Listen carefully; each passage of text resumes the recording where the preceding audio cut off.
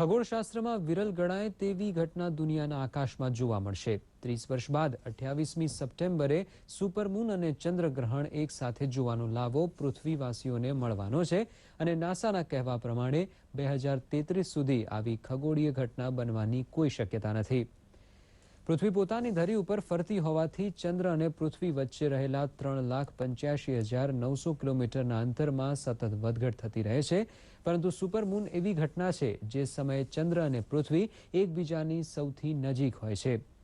સુપરમૂન અને ચંદ્રગ્રહણ સોમવારે સવારે 5:41 થી 10:52 સુધી દેખાશે। અમદાવાદના સાયન્સ સિટી ખાતે આ વિરલ ઘટનાની જાણકારી તથા નિરીક્ષણ માટે વિશેષ વ્યવસ્થા ગોઠવાઈ છે। દર્શક મિત્રો, વધુ સમાચાર જોઈશું એક નાનકડા વિરામ બાદ।